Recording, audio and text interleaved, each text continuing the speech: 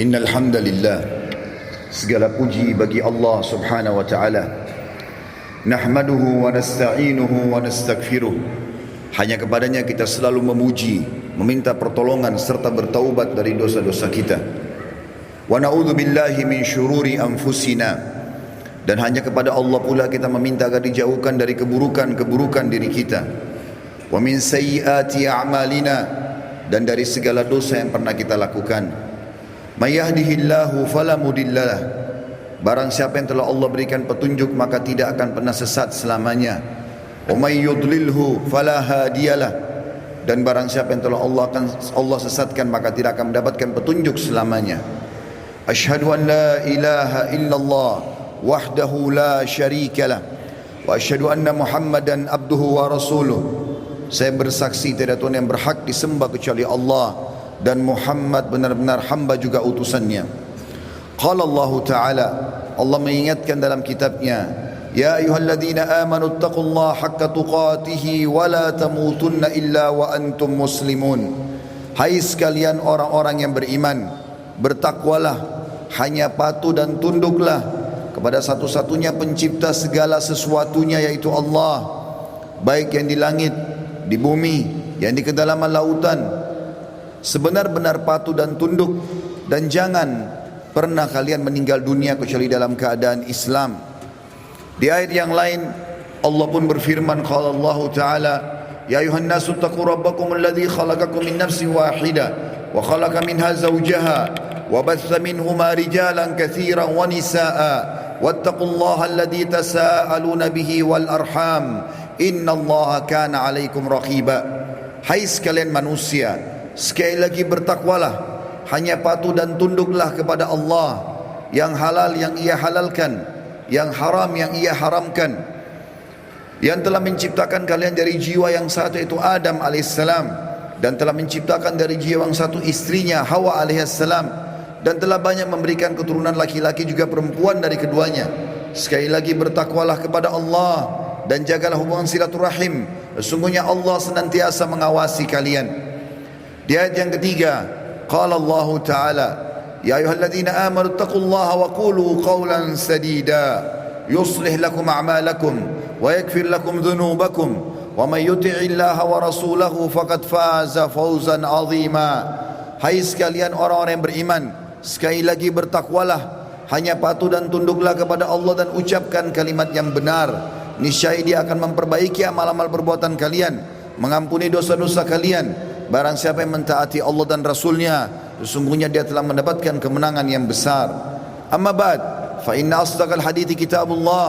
Kita tahu sebaik-baik rujukan umat Islam dalam segala lini kehidupan mereka, terutama ibadah, adalah kitabullah, Al-Quran. Wa khair hadyu Muhammadin sallallahu alaihi wa sahbihi wasallam. Dan sebaik-baik petunjuk setelah Al-Quran adalah petunjuk baginda Nabi besar Muhammad sallallahu alaihi wa sahbihi wasallam. Wa syarrul umuri muhdatsatuha, dan seburuk-buruk perbuatan dalam ibadah tidak punya rujukan dari keduanya. Fa inna kulla muhdatsin bid'ah, karena perbuatan ibadah tidak punya rujukan dari wahyu dikenal dengan perbuatan baru dalam agama. Wa bid'atun dhalalah, perbuatan baru akan membawa pelakunya pada kekeliruan, dan final kedua akan membawa pelakunya ke dalam api neraka. Saudaraku seiman rahimani wa rahimakumullah, apa yang saya bacakan tadi dikenal dengan khutbah hajah.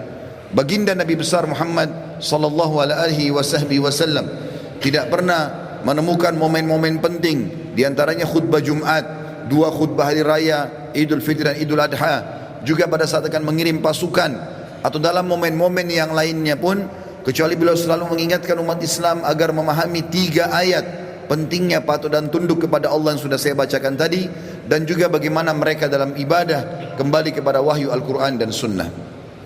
Kesempatan ini teman-teman sekalian, saya akan menyampaikan sebuah judul, wahai muslim, kematian sedang mengejarmu. Ada satu fenomena teman-teman sekalian yang kita semua bisa lihat di depan mata kita, yaitu masalah kematian. Risalah ini akan kami sampaikan kepada orang yang sehat dan sakit, orang yang kaya dan juga miskin, para pemimpin dan masyarakat, orang cerdas dan juga orang yang bodoh, laki-laki dan perempuan, anak kecil ataupun orang dewasa.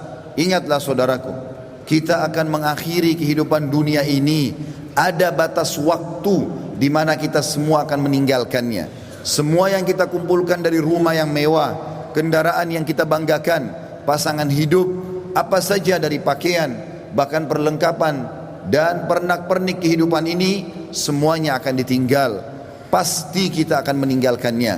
Nabi SAW bersabda dalam sebuah hadis yang sahih, kalau anak Adam meninggal dunia, akan ikut bersamanya ke kuburan 3, keluarganya, hartanya, dan amalnya, serta akan pulang 2, keluarganya akan pulang.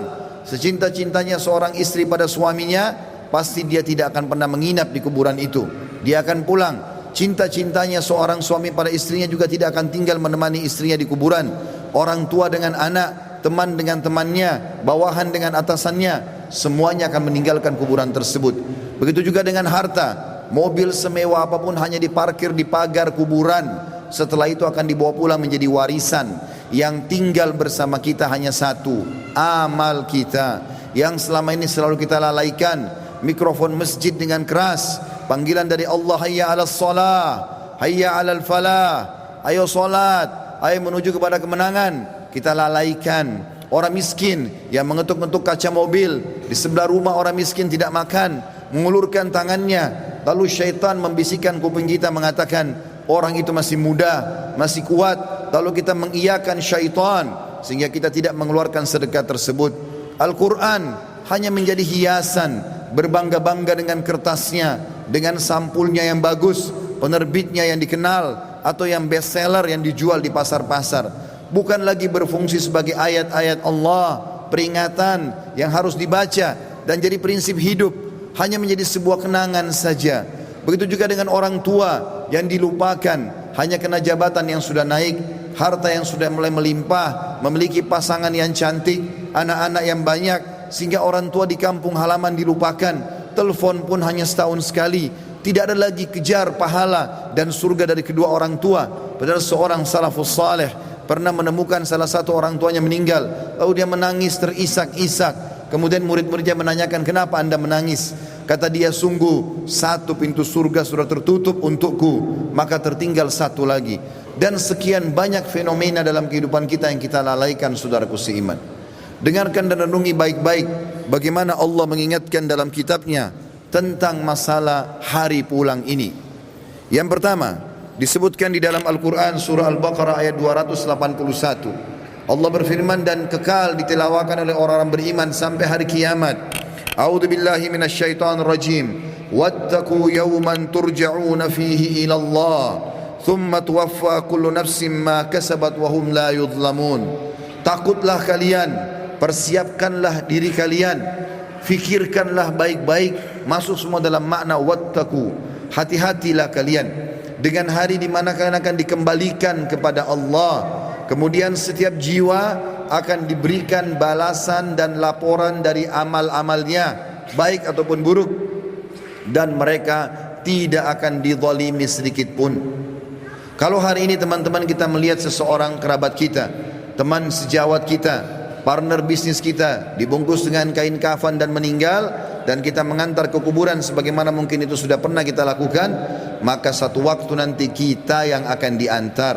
Teman-teman sekalian masih malas sholat, sholatlah teman-teman sebelum anda disolati oleh orang-orang.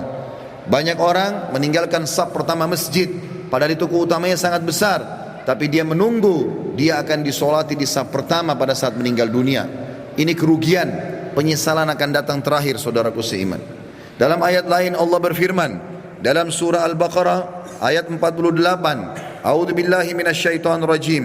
Wattaqu yawman la tajzi nafsun an nafsin syai'a wa la yaqbalu minha syafa'atun wa la yu'khadhu minha 'adlun wa la hum yunsarun. Hati-hatilah kalian, perhatikan baik-baik, renungi baik-baik, kata Allah, hari di mana tidak ada lagi jiwa bisa membantu jiwa yang lain, dan tidak akan diterima lagi rekomendasi-rekomendasi, pertolongan-pertolongan, dan juga tidak akan pernah ada yang bisa memenangkan. Di dalam ayat yang lain juga Allah mengingatkan surah Luqman, surah nomor 31 dalam Al-Quran ayat 33. A'udzu billahi minasyaitonir rajim. Ya ayyuhan nas, ya ayyuhan nas ittaqu rabbakum wakhshaw yawman la yajzi walidun an waladihi wala mauludun huwa jazin an walidihi syai'a inna wa'dallahi haqqo fala taghurrannakumul hayatud dunya wala yaghurrannakum billahil garur. Artinya, hai sekalian manusia, wahai manusia, Allah panggil. Dan saya ingatkan lagi di atas mimbar ini, Allah memanggil semua kita tanpa mengenal sukunya, bangsanya, jabatannya, status sosialnya, ataupun laki-laki dan perempuan, muda ataupun tua. Allah mengatakan, wahai manusia, takutlah kalian kepada Tuhan kalian dan khawatirlah terhadap hari di mana tidak akan ada lagi pertolongan, tidak ada orang tua bisa menolong anaknya, dan tidak lagi anak-anak bisa menolong orang tuanya. Sesungguhnya janji Allah pasti benar. Jangan kehidupan dunia melalaikan kalian, dan jangan sampai kalian terlalaikan. Allah subhanahu wa ta'ala mengingatkan di ayat yang lain, surah Al-Muzammil, surah nomor 39 ayat 17 sampai 19. Allah berfirman, a'udzubillahi minasyaitonir rajim. Fa kaifa tattaquna in kafartum yawman yaj'alul wildanu shiba. Bagaimana kalian bisa memungkiri hari di mana anak kecil pun bisa menjadi tua tiba-tiba? As-sama'u munfatirum bih, pada hari kiamat nanti maka langit-langit pun akan pecah. Kana wa'duhu maf'ula, dan itu janji Allah pasti akan terjadi. Inna hadhihi tadhkirah, ini adalah peringatan yang sangat bermanfaat. Faman syaa'a ittakhadha ila rabbih sabila, siapa yang berakal maka dia segera mengambil jalan menuju ke Tuhannya. Saudaraku seiman, ada seorang soleh dulu kaya raya di zaman tabi'in di Irak. Dia lagi duduk di kebun kurmanya. Orang ini kebetulan sering ibadah, rajin sekali ibadah. Satu waktu dia pernah lalai beribadah. Ada beberapa waktu dari amal-amal sunnah yang dia tinggalkan, bukan amal wajib. Lalu kemudian di kebun kurmanya dia duduk, dan seringkali dalam beberapa hari di mana dia lalai itu, dia menguruh pegawainya memetik kurma-kurma yang masih segar, ditaruh di depannya, lalu dia menyuruh semuanya bubar untuk dia nikmati sendiri kurma itu. Pada saat, dan kebunnya ini ditutup dengan pagar yang sangat tinggi, tidak ada yang bisa masuk, penjagaan yang sangat ketat. Maka pada saat dia lagi duduk menikmati kurma tersebut, tiba-tiba di depannya semak belukar ya, bergerak seakan-akan ada orang. Maka dia sambil marah mengatakan, siapa kamu? Begitu beraninya kamu masuk ke dalam kebunku tanpa izin. Maka tiba-tiba keluar dari semak belukar tersebut orang yang dia tidak kenal. Lalu orang itu mengatakan, sesungguhnya aku adalah sosok yang tidak butuh izin untuk datang ke tempat siapapun. Aku sosok yang selalu ditakuti oleh seluruh raja-raja dan orang-orang yang membongkok atau menyombongkan diri.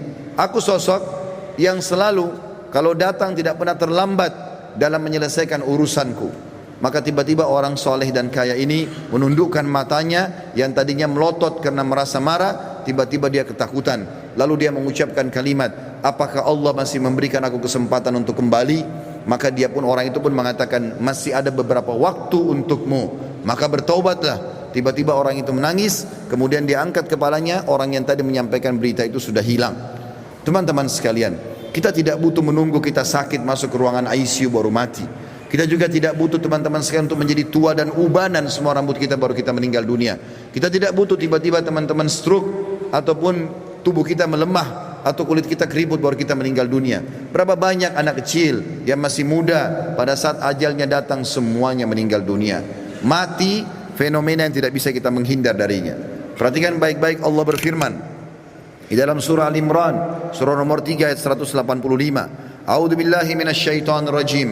Kullu nafsin dha'iqatul maut wa innama tuwaffawna ujurakum yawmal qiyamah. Faman zuhziha 'anil nari wa udkhilal jannata faqad faz. Wa mal hayatud dunya illa mata'ul gurur. Semua yang bernyawa pasti merasakan kematian, dan mati adalah terlepasnya ruh dari jasad seseorang dan pindahnya dia ke alam abadi akhirat sana.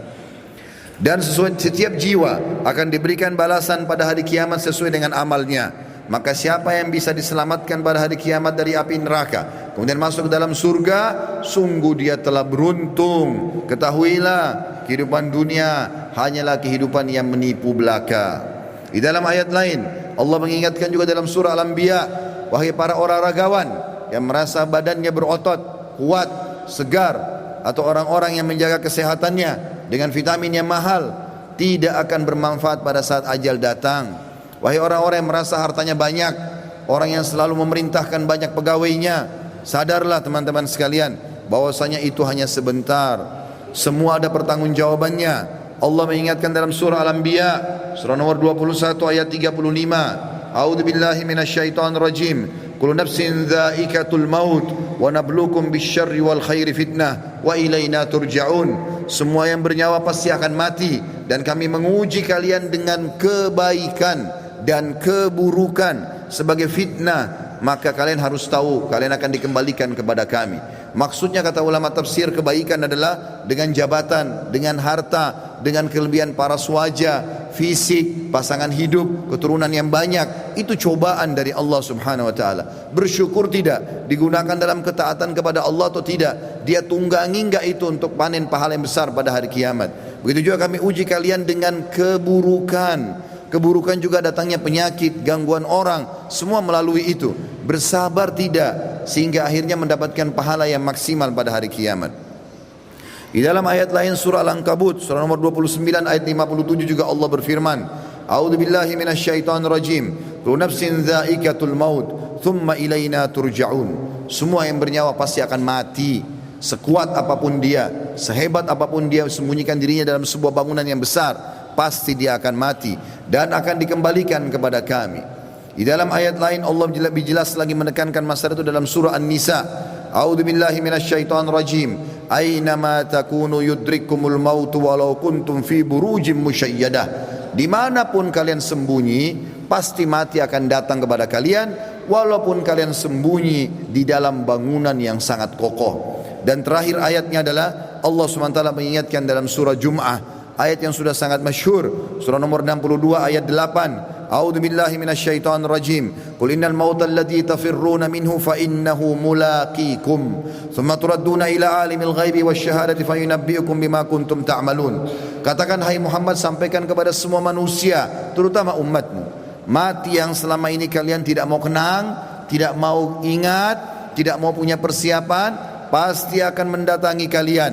Kemudian kalian akan dikembalikan kepada zat yang maha mengetahui yang gaib dan juga yang nyata, dan akan memberitahukan kepada kalian apa yang telah kalian amalkan. Saudaraku seiman, ingat, ruangan ICU di rumah sakit hanya 2 atau 3, dan orang yang sedang berobat di rumah sakit lebih sedikit jumlahnya daripada orang yang berjalan di sebelah rumah sakit. Di pinggir jalan lebih banyak, artinya lebih banyak orang meninggal yang tidak sakit. Hati-hati. Berapa banyak orang yang muda, masih anak-anak sudah dipikul di geranda jenazah. Sadarlah teman-teman sekalian, mati ini kalau selalu dikenang, dia akan jadi pengontrol dalam kehidupan. Maka kita hanya selalu tahu yang kita nikmati yang halal, yang kita kerjakan yang diperintahkan oleh Sang Pencipta Allah, dan semua yang haram, bahkan yang makruh pun akan ditinggalkan.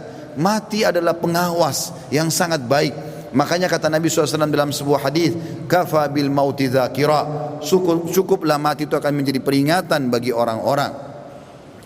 Demikian juga kata Nabi SAW dalam hadis, mengingatkan kepada kita, melengkapkan ayat-ayat tadi yang saya bacakan.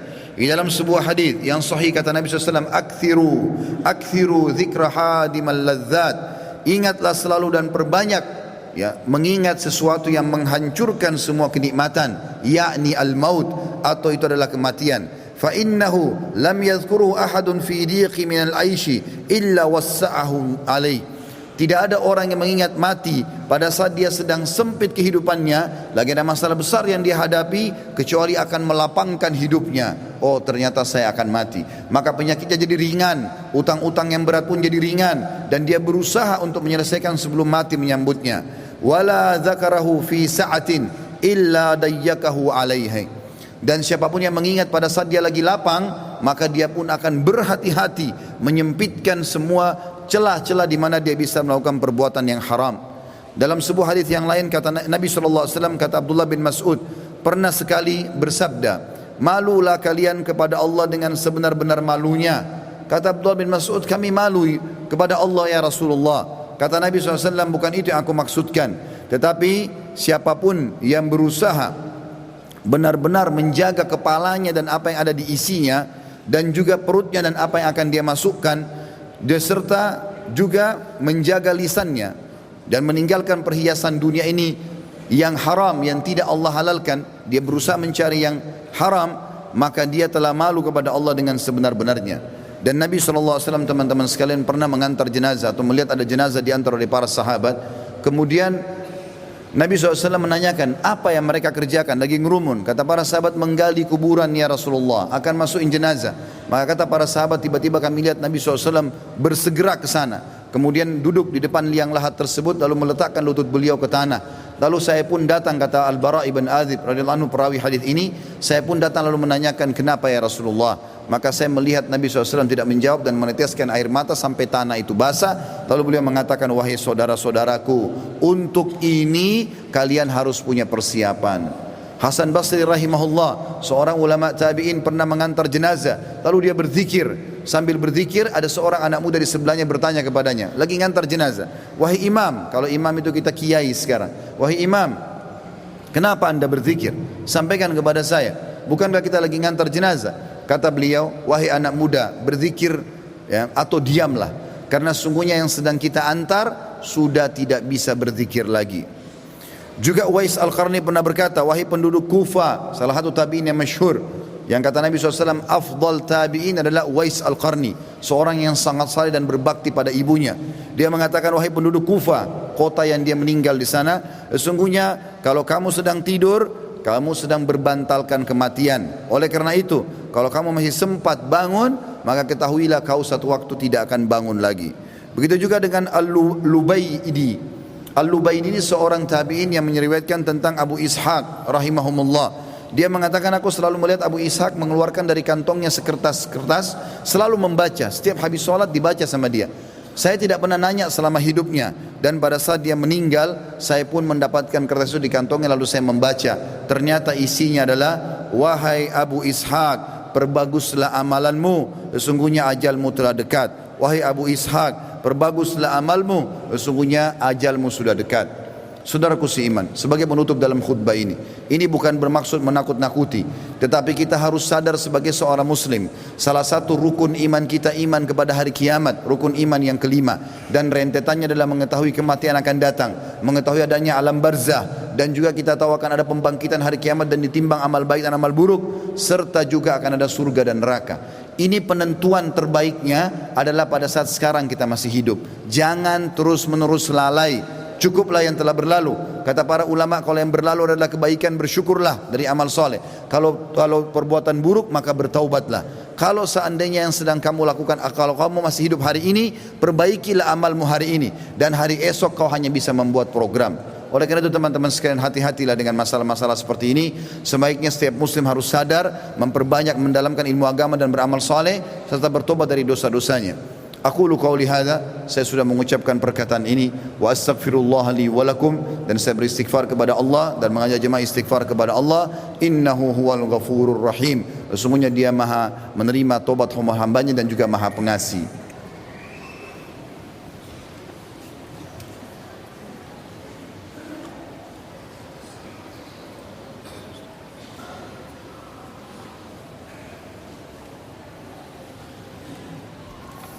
Alhamdulillah wassalatu wassalamu ala rasulillah. Segala puji bagi Allah subhanahu wa ta'ala, juga salawat dan taslim kepada Nabi besar Muhammad sallallahu alaihi wasallam.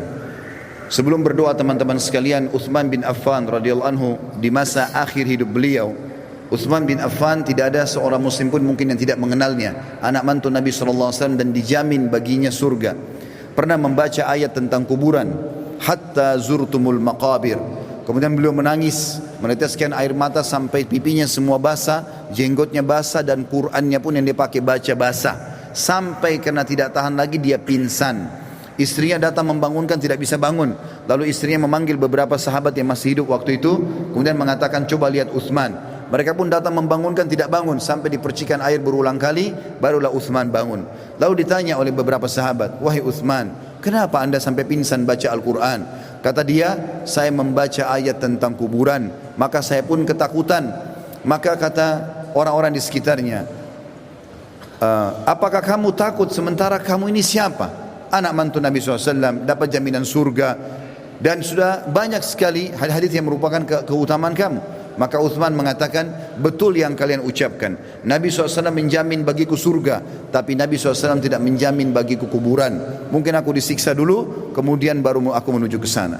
Oleh karena itu teman-teman sekalian, tidak ada jaminan bagi seseorang kalau dia akan selamat, dan yang akan menyelamatkan dia hanya diri dia sendiri. Makin ikhlas, makin banyak amal, maka makin selamatlah dia.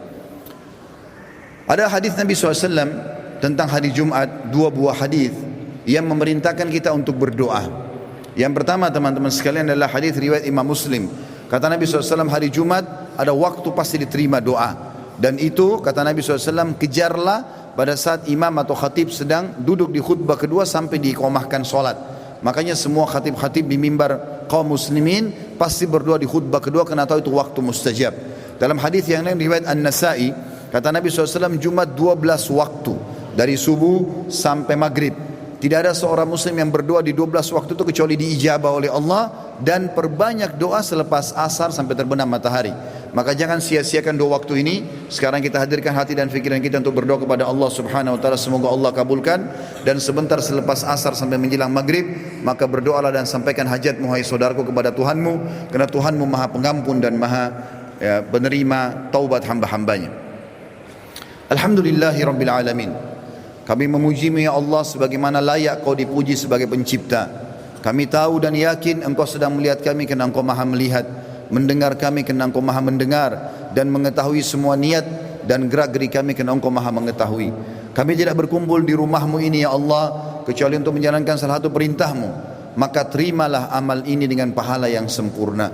Ya Allah, terimalah seluruh amal-amal kami yang telah kami lakukan dari awal kami balik, semuanya dengan pahala yang sempurna. Begitu pula yang sedang kami kerjakan, begitu juga yang akan kami kerjakan sampai menjelang ajal datang nanti. Begitu juga dengan amal kedua orang tua kami dan seluruh kerabat kami. Ya Allah, ampunilah kami, kedua orang tua kami, seluruh kerabat kami, muslimin dan muslimat, mukminin dan mukminat, yang hidup dan juga yang sudah meninggal. Ya Allah, kami mohon kepadamu agar Engkau menjadikan negeri kami Indonesia negara yang aman, tentram, damai. Seluruh umat Islam di bawah naungan ukhuwah Islamiyah, diangkat perselisihan di antara mereka, dan dalam ibadah mereka kembali kepada wahyu Al-Quran dan Sunnah. Dan karuniakan kami ya Allah pemimpin-pemimpin muslim yang adil, yang kembali kepada Al-Quran dan Sunnah, meninggikan agamamu ya Allah, dan menyebarkan keadilan serta kemakmuran di tengah-tengah masyarakat. Lunasilah utang negeri ini, dan jadikanlah negeri kami negeri yang makmur, tentram, dan menjadi contoh bagi negara-negara yang lain. Dan kami mohon kepadamu ya Allah agar Engkau menolong saudara kami di Palestina, di Syria, di Yaman, di Irak, di Myanmar, di Ahsa, dimanapun mereka berada sedang tertindas. Ikhlaskan niat mereka, terima para syuhada mereka, mulakan Islam di tangan mereka dan tangan kami semua, serta ikut sertakan kami bersama mereka di pahala, baik dengan doa, dengan harta, juga dengan jiwa kami. Dan ya Allah, satukanlah kami semua yang hadir di majlis ini di Jumat yang mulia ini di surga Firdaus tanpa hisab. Wa sallallahu nabiyana Muhammadin walhamdulillahi rabbil alamin. Inna Allah ya'muru bil adli wal ihsan. Ketahuilah saudaraku seiman, Allah selalu menyuruh kita berbuat kebaikan dan keadilan. Wa yanha 'anil fahsya'i wal munkari wal baghi. Allah larang perbuatan mungkar, keji dan maksiat. Ya'idzukum la'allakum tadhakkarun. Itu peringatan dari Allah, jadikan sebagai pegangan hidup kalian. Fadhkurullahal azima yadhkurkum. Ingat selalu Allah, Allah akan ingat kepada kalian. Washkuruhu ala ni'ami yazidkum. Syukuri nikmatnya, dia pasti akan tambah. Wala dzikrullahi akbar. Mengingat Allah ada amal yang paling besar. Wa aqimis shalah, dan dirikanlah salat.